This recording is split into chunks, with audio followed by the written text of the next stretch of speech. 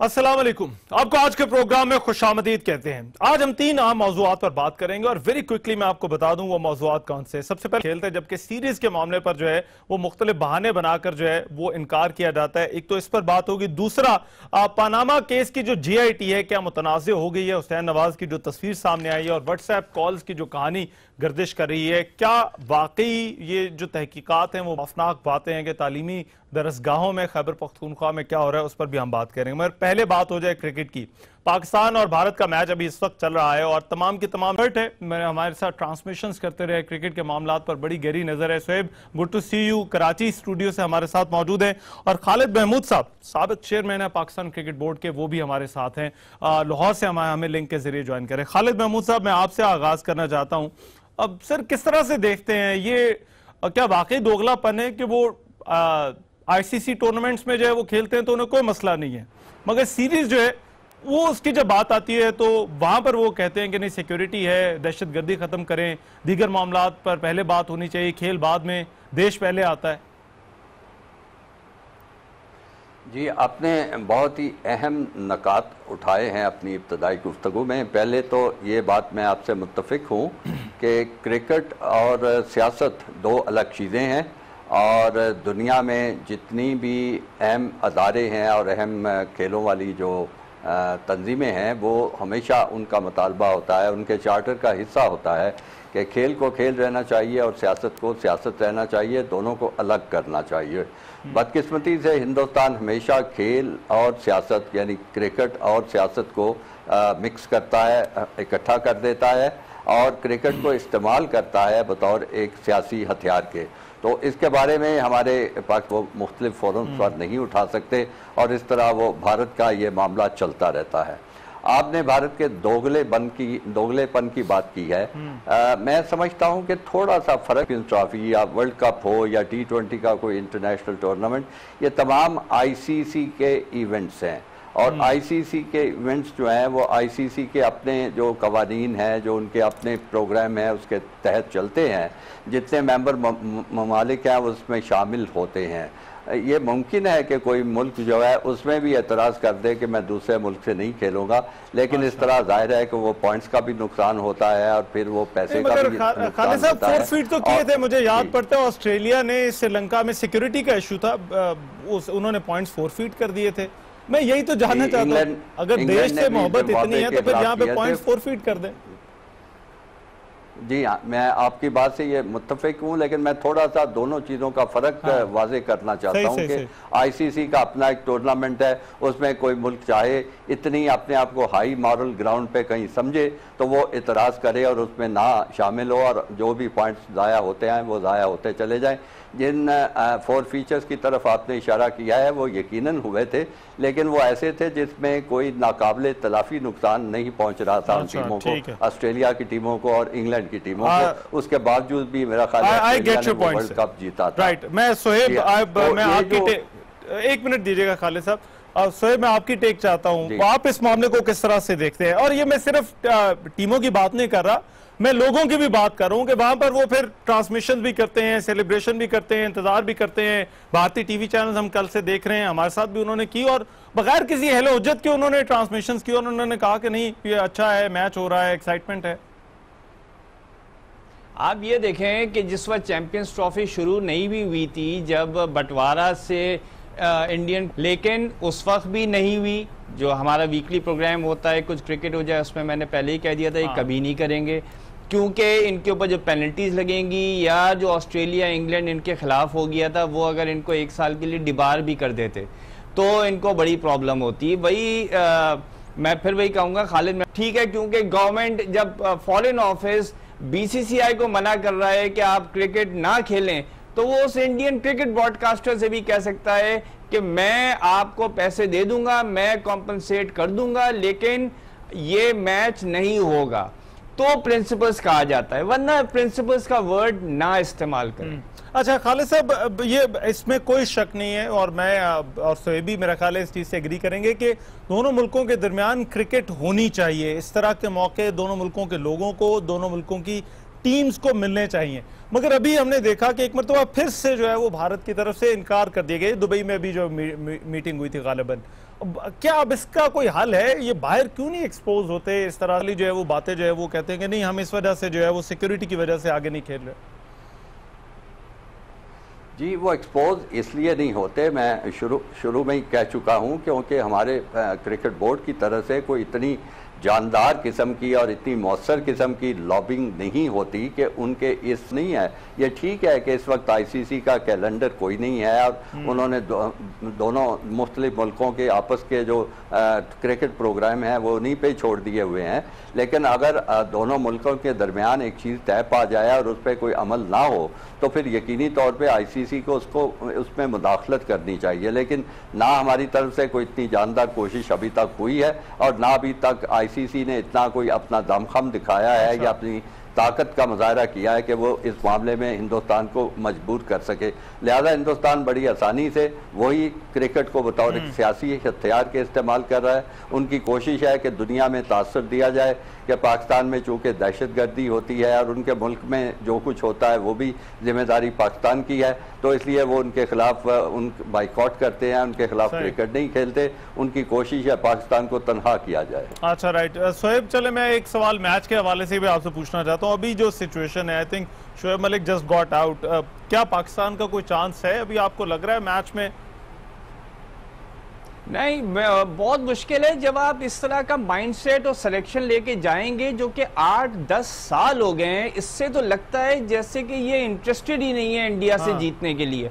Because आप ये देख, मतलब अगर जरा सी भी दूरबीन लगा के भी देख लें, नजर आ जाए तो बहुत अच्छा, होगा। लेकिन कमेंट, आपने आज मैच देखा होगा, ये आपको वो स्पिरिट नजर आई है या नहीं खालिद साहब? नहीं, मुझे तो कहीं कोई स्पिरिट नज़र नहीं आई, बल्कि मुझे तो बड़ी ही अजीब सा उनका फैसला लगा कि उन्होंने टॉस जीत के बजाय बैटिंग करने के फील्डिंग करने का इरादा किया। उनकी बॉडी लैंग्वेज नज़र आ रही थी। हमारे कप्तान जो हैं सरफराज, मैं कई दफ़ा कह चुका हूं कि कप्तान अंदर से कितना भी परेशान हो, कितना भी घबराया हुआ हो, उसको जाहिर नहीं करना चाहिए, क्योंकि ये बिल्कुल एक मुतअद्दी सी चीज़ होती है कि जो ही कप्तान की घबराहट आप देखेंगे तो तमाम टीम परेशान हो जाएगी। जिस तरह वो भाग दौड़ कर रहे थे, विकेट कीपर की पोजीशन से भागते हुए बॉलर के पास जाते थे फिर वापस आते थे, तो ये कोई जीतने वाले आसार बिल्कुल नहीं थे। ठीक है, राइट। बहुत शुक्रिया आप दोनों का। खालिद महमूद साहब, शोएब अलवी हमारे साथ मौजूद है। बहरहाल मैच बड़ा क्रूशल है टूर्नामेंट के हवाले से भी, मगर बात फिर वहीं पर आ जाती है कि कहीं ना कहीं ऐसा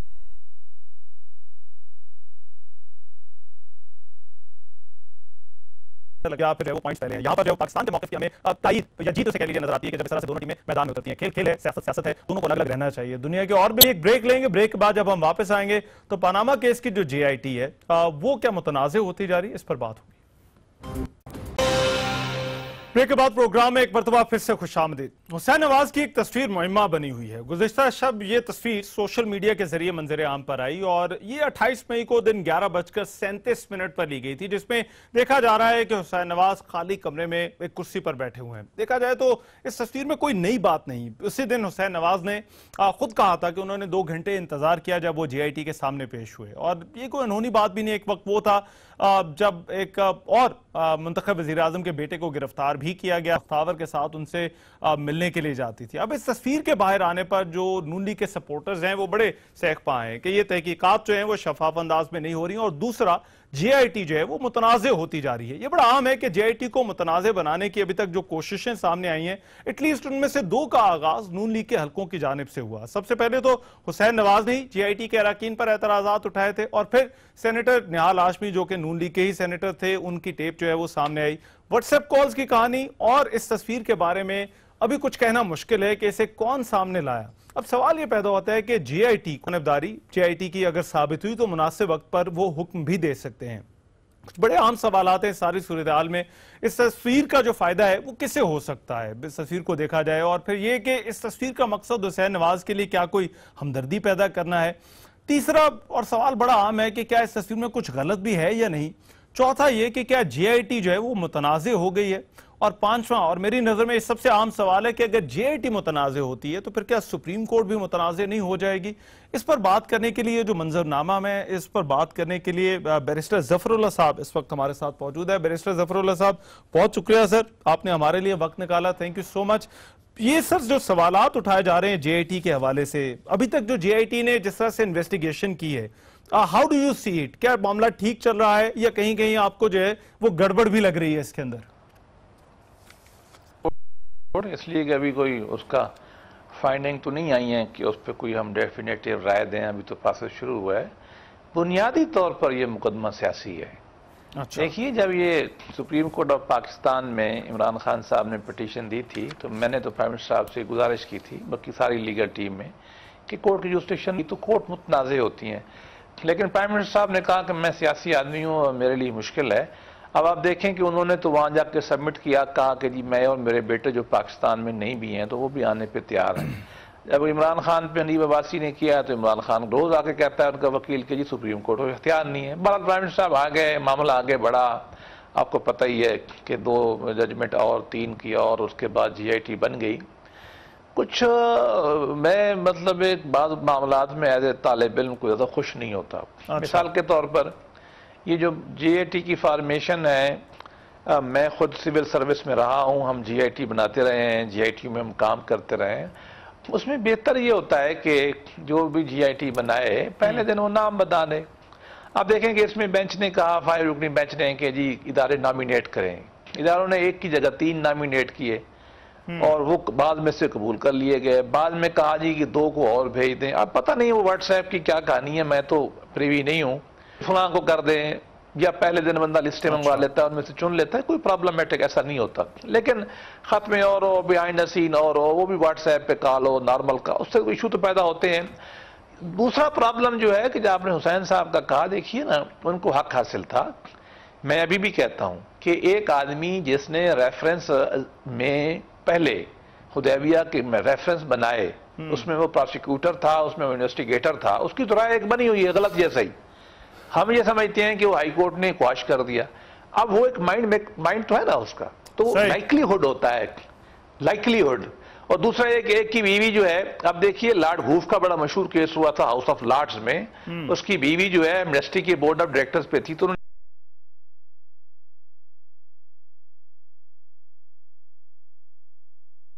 आप ये समझते हैं कि ये दो मामला का आगाज चलें, एक तो हुसैन नवाज के एतराज़ात है, दूसरा निहाल हाशमी वाला मामला, मगर ये व्हाट्सएप कॉल वाला मामला और ये तस्वीर वाला मामला, क्या इससे कोई आपको लगता है कि डेंट पड़ा है JIT की क्रेडिबिलिटी पर? देखिए, मैं एक आध लाइन निहाल हाशमी साहब मेरे भी दोस्त हैं, लेकिन नादानी की उन्होंने। और प्राइम मिनिस्टर साहब ने इससे पहले, मैंने रिकॉर्ड चेक किया है, मैं फिर कहता हूं मैंने रिकॉर्ड चेक किया है, जब चीफ जस्टिस ऑफ पाकिस्तान ने सुओ मोटो लिया है उससे 3 घंटे पहले प्राइम मिनिस्टर के हुक्म के ऊपर वो इस्तीफा अपने हाथ से लेके प्राइम मिनिस्टर के स्टाफ अफसर मेरी तरह आसिफ किरमानी उनको लेकर सेनेट के चेयरमैन के दफ्तर में जा चुके थे। उससे पहले वो सस्पेंड हो चुके थे, उससे पहले उनको शोकाज हो चुका था। तो प्राइम मिनिस्टर साहब ने इतना ही सख्त एक्शन लिया। आसान काम नहीं है कि सिंध में हमारी पार्टी की वो जान है, 30 साल उसने हमारे साथ लगाए हैं, लेकिन प्राइम मिनिस्टर ने कहा गलत बात थी। मैं भी कहता हूं उसने बिल्कुल गलत किया है। लेकिन अब जो है ना, देखिए मेरा ख्वाहिश बता सकता हूं, सुप्रीम कोर्ट ऑफ पाकिस्तान को, GIT को पूरी कोशिश करनी चाहिए कि ये सारे मामलात की इंटेग्रिटी और ट्रांसपेरेंसी कायम रहे। मैं इस जुडिशियल अकेडमी के बनाने वालों में शामिल हूं, मैं सेक्रेटरी ला रहा हूं, मेरे दस्तखतों से इसके पैसे यूज होते रहे। ये कोर्ट के कंट्रोल में है, अच्छी बात है कि FIA में नहीं है, नैब में नहीं है। किसी की मर्जी के बगैर इस तरह का फोटो आप बना नहीं सकते, आप रिलीज नहीं कर सकते। GIT की प्रोसीडिंग जो है वो कॉन्फिडेंशियल है, ये नहीं, जिसने भी किया है ये इसकी GIT को खुद चाहिए। अच्छा, आपको ये लगता है कि दिस शुड बी इन्वेस्टिगेटेड? अगर कोई तस्वीर इस तरह से लीक हुई है तो आप ये कह रहे हैं कि इसकी तहकीकात होनी चाहिए? उसकी वजह है, देखिए हालांकि ऐसी बातें नहीं करनी चाहिए, अगर मैं इंसान के तौर पर ऐसी बातें किसी के बारे में नहीं करनी चाहिए, लेकिन बार उनका कल्चर है। लेकिन बात यह कि उन्होंने रिलीज की है ना, PTI के नॉन आदमी ने रिलीज किया और उसके बाद वो खुश हो रहे हैं। बात यह है कि, और GIT के बाद मेंबर भी हैं कि जिनके अपने अकाउंट, उनके रिश्तेदारों के अकाउंट भी उसी दिन बैन हुए हैं जिस दिन वो मौजूद थे। जीआईटी को चाहिए, उसमें एफआईए के लोग हैं, पाकिस्तान में एफआईए के पास सबसे अच्छा साइबर क्राइम यूनिट है, वहां आईएसआई बैठी हुई है, आईएसआई एमआई के पास पाकिस्तान का बेहतरीन स्टेट ऑफ द आर्ट उनकी जो है वो लेबोरेटरियां मौजूद हैं, दोनों बैठे हुए हैं, उनके ऊपर हर्फ आता है, they should go dig into that matter. देखिए मुझे ज़फरुल्लाह साहब एक और चीज बताइए, व्हाट्सएप को भी वो जी मुझे एक चीज बताइए, मुझे ऐसा लगता है और आज ये मरीम औरंगजेब के भी कुछ बयानात मैंने देखे, शायद नून लीग ये तासुर देना चाह रही है कि कोई अदालती साजिश हो रही है, ये ऐसी चीजें ऐसी वाइब क्यों आ रही है नून लीग की तरफ से कि जनाब मुझे इस पे शक है और इससे मुकदमा वापस लिया जाए। मेरा कैरियर गवाह है, मैं अल्लाह कह रहा हूं, मैं मुकम्मल तौर पर अदालती सिस्टम गंदा है या सही है या अच्छा है, इसके अलावा किसी के पास कोई चाराकार नहीं है। अनारकी हम नहीं फैला सकते, ये मेरी एज ए शहरी और एज ए वजीर कानून मतलब स्टेट मिनिस्टर फॉर लॉ की ऐसी कंसीडर्ड ओपिनियन है, अदालतें ये काबिल एहतराम है। सही मैं नहीं समझता हूं कि मैंने प्राइम मिनिस्टर साहब के साथ भी मीटिंग अटेंड की है, सबके साथ देखी है, हमें मना किया गया है कि अदालती प्रोसेस के बारे में बात नहीं करते, हमें मना किया गया है कोई मनफी बात नहीं करनी है। प्राइम मिनिस्टर साहब ने तो हमारी मर्जी के खिलाफ कोर्ट के सामने सबमिट किया, मैं अल्लाह कह रहा हूं, हमने मना किया था, वो तो उनके देखिए आपने कहा कि फुलां के बच्चे पेशे उतर बात नहीं है, कोई ऐसी नियत नहीं है वाला वाकया, बच्चों को अगर बात आती है तो ये कोई अनहोनी बात नहीं है। मैं खुद कह रहा हूं कि नहीं है ना, मैंने तो कहा होना चाहिए, लेकिन उनको सेंसर, हमने मूसा गिलानी के ऊपर इतनी पॉलिटिक्स नहीं की थी, बात ये प्रोसेस को चलने दे, सुप्रीम कोर्ट बैठी हुई है, दूध का दूध पानी का पानी हो जाएगा। एक मिनट सर अगर आप मुझे दें ज़फरुल्लाह साहब, ये कि इसको राइट एक मिनट सर मुझे दीजिएगा। अब्दुल कयूम सिद्दीकी साहब जरा हमारे साथ आ गए स्टूडियो में, बहुत शुक्रिया सर, बड़ी देर से आपका इंतजार हो रहा था। तस्वीर वाला मामला नहीं, मैं बैरिस्टर ज़फरुल्लाह साहब से यही चीज पूछ रहा था, मैं पूछ रहा था क्या ये वाकई जो है ये जीआईटी जो है वो तस्वीर वाले मामले के बाद व्हाट्सएप कॉल्स के बाद मुतनाज़ हो गई है? अजहर बदकिस्मती की बात है कि कहना पड़ेगा कि हाँ। अच्छा क्यों? देखें, अगर एक तस्वीर बाहर आ सकती है, जो भी प्रोसीडिंग्स हो रही हैं वो इन्वेस्टिगेशन है, तस्वीर बाहर आई है, इसका मतलब है कि जीआईटी की अमानत थी, ये माल मुकदमा ही समझ लेना इसको, प्रॉपर्टी थी, कि वहां पे क्या हो रहा है वो जीआईटी को पता था या वहां पे पेश होने वाला जो है उन्होंने जन्म लिया है। अच्छा। कि ये प्रोसेस जो है, क्योंकि इस हवाले से हुसैन नवाज के बहुत सारे एतराज़ात पहले से आ रहे थे पॉलिटिकल एफिलिएशंस के हवाले से, फिर उसके बाद तस्वीर का आना और फिर आना भी पाकिस्तान तहरीक इंसाफ के एक शख्सियत के ज़रिए से, क्योंकि जो हुआ उसमें अली इमरान जैदी जो हैं शायद उनकी तरफ से आई। अच्छा, उन्होंने डिनाई कर दिया, उन्होंने कहा है कि मैंने ये तस्वीर नहीं दी, उन्होंने कहा है कि उनसे पहले ये सोशल मीडिया पर आ चुकी थी तस्वीर। देखें, सोशल मीडिया पे आ गई थी, अगर आपने ट्वीट करनी है तो रीट्वीट करते आप, ताकि आपका होता, अगर आप वहां से उस तस्वीर को, मैं तो कहता हूं इसने एक और सवाल को जन्म दिया कि अगर आप, तो फिर आपने उसको ओन किया है ना। मगर तस्वीर का फायदा तो ऐसा लगता है जैसे नून, मुझे ये समझा दें कि इसका मकसद फिर क्या है। अगर नून लीग को फायदा हो रहा है तो तस्वीर जो है वो ज्यादातर मुखालिफ हलकों की तरफ से बाहर आ रही है, तो ये इसका फिर फायदा किसको जा रहा है? एक चीज तो है कि इसके ऊपर पॉलिटिक्स हो रही है और उसको मलाइन करने की कोशिश की गई, जबकि कोर्ट का ऑर्डर है कि जो ह्यूमन डिग्निटी है, देखें अभी तक जो इन्वेस्टिगेशन चल रही है उसमें भी ये तय नहीं हुआ है ना तो इनकी हैसियत कोई मुल्जिम की है, क्योंकि ये रिस्पोंडेंट हैं, ये जवाब दे रहे हैं। अच्छा, जब तक कुछ तय नहीं हो जाता है, हो सकता है गिल्टी हो सकता है कि गिल्टी ना हो, तो उस वक्त तक जो है उसकी एक डिग्निटी उसको तो बरकरार रखना, कोर्ट का ऑर्डर भी यही था। अच्छा, अब क्योंकि तारिक शफी के हवाले से नहीं रही, मेरे ख्याल के सेंसिटिव नहीं रही अच्छा, है। लेकिन जो क्या हो रहा था, बैरिस्टर साहब एक मिनट अगर दीजिएगा, बैरिस्टर साहब आप भी इस पर एग्री करते हैं कि वो डिग्निटी वाले जो है, डिग्निटी को भी डेंट पड़ा है हुसैन नवाज की इस तस्वीर के बाहर आने से? देखिए, मुझे तो पता नहीं है कि ये तस्वीर सच्ची है कि झूठी है। अलबत्ता एक बताऊं मैं आपको, ये फेडरल जुडिशियल एकेडमी प्योरली और प्योरली कोर्ट के मतहत है, उनका प्रीमिसेस है, उनके गार्ड है, उनका वहां एडमिनिस्ट्रेटर बैठता है, जीआईटी उन्हीं के हुक्म के तहत बन रही है, वहां गवर्नमेंट को या हमारी पार्टी को कोई एक्सेस हासिल नहीं है। अगर एफआईए होता, कोई और होता, तो शायद लोग कहते कि जनाब इन्होंने वहां से निकाल लिए। इसलिए मैं कहता हूं कि जीआईटी में रिस्पॉन्सिबिलिटी होती है, उसको खुद देख ले। दूसरी बात ये, देखिए प्रोसेस की इंटेग्रिटी जो है ये दिन ब दिन इसको फेयर होना चाहिए, दिन ब दिन इनको और ट्रांसपेरेंट होना चाहिए। जितनी ट्रांसपेरेंसी रहेगी, जितना रूल ऑफ लॉ का जो प्रोसीजर है इन्वेस्टिगेशंस की उनको आप तामील करेंगे, उतना हमारे लिए बेहतर है, उतना जेआईटी क्रेडिबिलिटी के लिए बेहतर है, उतना सुप्रीम कोर्ट ऑफ पाकिस्तान के लिए बेहतर। ठीक है, राइट सर, बहुत शुक्रिया बैरिस्टर जफरुल्लाह साहब, क़य्यूम सिद्दीकी साहब, थैंक यू सो मच आपका भी। बहरहाल ये बड़ा हसास मामला है और मेरा ख्याल है बात जो यहाँ पर हुई कि इस प्रोसेस को ना सिर्फ इंसाफ हो बल्कि इंसाफ होता हुआ भी नजर आना चाहिए और ये इंश्योर करना जो है ये सुप्रीम कोर्ट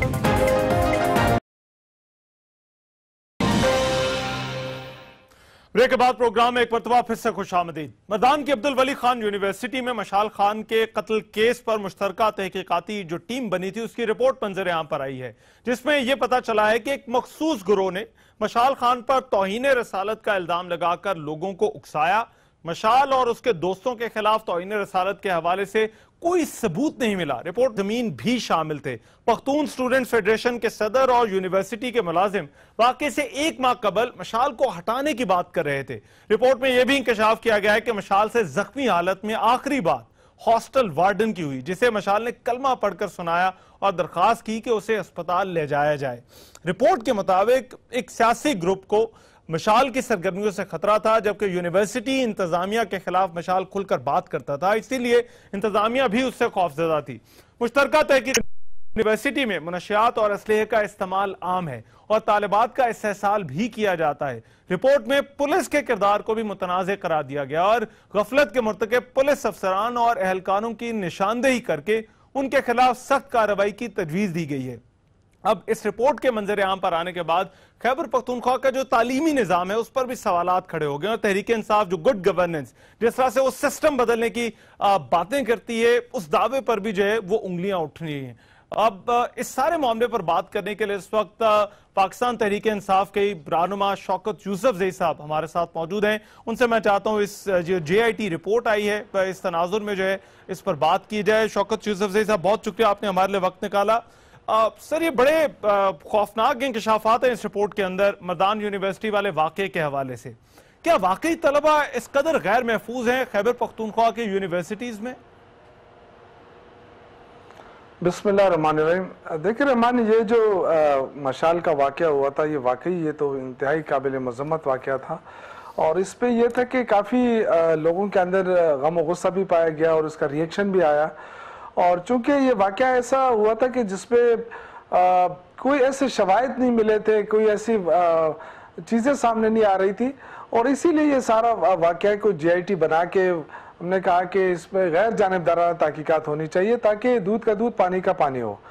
और आज जो JIT की जो रिपोर्ट मीडिया के ज़रिए हमें हम तक पहुंची है उसमें काफ़ी चीज़ें सामने आई हैं और ये सिर्फ ये नहीं कि मौजूदा हुकूमत की गवर्नेंस पे ये उंगली उठाई जा रही है। बेसिकली ये देखो जो तालीमी इदारे कोई एकदम खराब नहीं होते हैं, लगाते हैं तो फिर वो चीजें खराब ही मगर आप लोगों ने कहा था सिस्टम ठीक करेंगे। देखिए शौकत यूसुफ से आई एग्री वो सिर्फ आपकी हुकूमत का मसला नहीं है, यूनिवर्सिटियां पहले से मौजूद हैं, ये पुराने मसले हैं। मगर ये अब जो रिपोर्ट में बातें आई हैं सामने कि नाहल और सिफारशी मुलाजमीन भर्ती हैं, पूरा निजाम जिसकी वजह से दरहम भरम है, तो ये चीजें क्यों चेक में नहीं आई? क्योंकि आप तो सिस्टम बदलने की बात करते हैं ना, आप कहते हैं बिल्डिंग्स नहीं बनानी, हमने सिस्टम ठीक रहमान देखें बहुत सारे इदारे ऐसे हैं जिन पे हम कोशिश कर रहे हैं, हमने काम किया, हमने इस्लाहत लेकर आई और इसमें टाइम भी इसीलिए लगा कि जो वाइस चांसलर का इंतखाब था, जो तरीकाकार बनाया गया था वो सिर्फ अपने लोगों को नवाजने के लिए बनाया गया था। और ये बदकिस्मती मैं कहूँगा कि जाहिर है जब आप वाइस चांसलर को लगाते हैं या सरकारी मुलाजिमीन को आप लेते हैं तो उनको इस तरह निकालना काफ़ी मुश्किल हो जाता है। कोर्ट स्टे देती है, कोर्ट में केस चले जाते हैं। तो हमने बड़ी कोशिश की कि जो नए जो वाइस चांसलर थे उनका टेन्योर अब खत्म हुआ।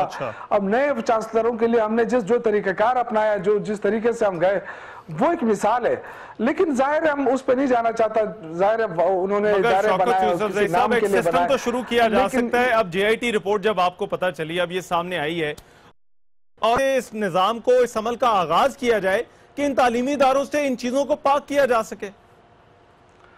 देखिए ये एक बहुत अच्छा हमें अपॉर्चुनिटी मिली है। देखिए हम अगर पहले हाथ डालते हैं इन लोगों पे तो ये आपको पता है कि पॉलिटिसाइज हो जाती चीजें कि जी देखें ये और कुछ नहीं कर सकते, हमारे दौर में जो हमने यूनिवर्सिटियां बनाई है उस पे ये हाथ डाल रहे हैं। ये बहुत सारी चीजें हमारे सामने है, लेकिन जेआईटी बनाने का मकसद ये था कि अगर इसमें चीजें सामने आ जाए तो इंशाल्लाह हुकूमत उस पर वो कार्रवाई कर सकती है, और इसको हम संजीदगी से देख रहे हैं। और जो हम चाहते हैं कि इस पूरे केस में मेरिट हो, इंसाफ हो और कानून की बालादस्ती हो, तो ये चीजें हम कह रहे हैं कि it will be taken seriously. ये जो रिपोर्ट है इसको सीरियसली लेके बिल्कुल इसका मकसद यही था जेआईटी बनाने का। देखो इसमें 3-4 पुलिस ऑफिसर हैं, बाकी इसमें एमआई के लोग हैं, इसमें आईएसआई के लोग हैं, इसमें बड़े अच्छे एक कॉम्बिनेशन बनाई थी। और वो जो रिपोर्ट दे रही है इसका मतलब है कि हमने इस पे कार्रवाई करनी है। इंशाल्लाह मैं आप यकीन दिलाता हूं कि इंसाफ होगा। एक और पॉइंट सर, एक और पॉइंट, जो पुलिस का किरदार है सर, उस हवाले से भी जो है वो कहा गया है कि उन लोगों की निशानदेही की जाए जो इस वाक़े को रोक सकते थे लेकिन नहीं रोक सके। उस पर भी जो है वो अब कार्रवाई की सिफारिश की जाएगी, क्योंकि ये तो डायरेक्टली सूबाई हुकूमत की डोमेन में आता है इस हवाले से इकदाम उठाना। देखिए मेरे अभी आईजीपी साहब से बात हुई है, वो भी बड़े क्लियर थे। उन्होंने भी यही कहा कि जो भी जेआईटी सजेस्ट करेगी, जो भी जेआईटी की तरफ से वो आएगा उस पर पूरी कार्रवाई होगी।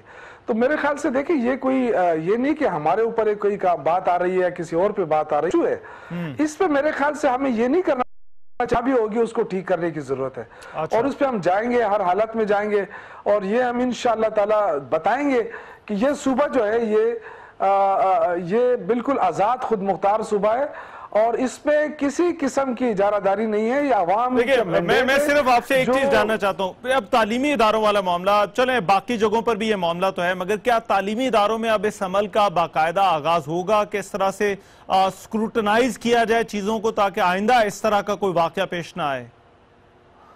देखिए जब आप सरबराह को जब तक आप ठीक नहीं करेंगे तो ये नीचे मामला फिर मेरिट पर आएगा तो वो फैसले भी अच्छे करेगा। जब आप एक पार्टी के लोगों को लगाएंगे तो जाहिर है फिर वो पार्टी जो कुछ हुआ आपको पता है इसके पीछे किस पार्टी के लोगों का हाथ था, वो भी जेआईटी में वो किया गया है। तो ये सारी ऐसी चीजें हैं कि जो हमने इदारों के अंदर सियासत नहीं करनी, हमने इदारों को बेहतर करना है, अपने फ्यूचर को बेहतर करना है। अगर तालीमी इदारों के अंदर बेहतर लोग पैदा होंगे तो बेहतर पाकिस्तानी पैदा होंगे, हमारे पाकिस्तान के इदारे काम करेंगे। वरना अगर यही सिफारिशी लोगों को तैयार करेंगे तो आगे आगे पाकिस्तान तरक्की नहीं कर सकता। ये हमारे मेरिट, ये हमारे फ्यूचर, ये हमारे बच्चों के फ्यूचर का सवाल है। ठीक है, बहुत शुक्रिया शौकत यूसुफ साहब हमारे साथ मौजूद थे और वो यकीन दिला रहे थे कि ये जो जेआईटी की सिफारिशात आई हैं इन पर अमल दरामद होगा और तालीमी इदारों को जो है वो महफूज बनाने के लिए अब जो है वो हुकूमत इक़दाम उठाएगी। बहरहाल बड़ा संजीदा मामला है। एक स्टार्टिंग पॉइंट जरूर है खैबर पख्तूनख्वा की हुकूमत के पास कि उनके तालीमी इदारों में अगर किसी तालीमी इदारे में इस तरह का माहौल है तो उसको रोका जाए और ये जेआईटी की जो सिफारिशात है इन पर अमल दरामद होना चाहिए, क्योंकि हम अफोर्ड नहीं कर सकते कि इस तरह के मजीद वाकयात हमारी यूनिवर्सिटियों में, हमारी तालीमी दरसगाहों में हों। आज के प्रोग्राम से इतना ही। मेजबान ईमान अज़हर को इजाजत दीजिए। अल्लाह ने के बाद।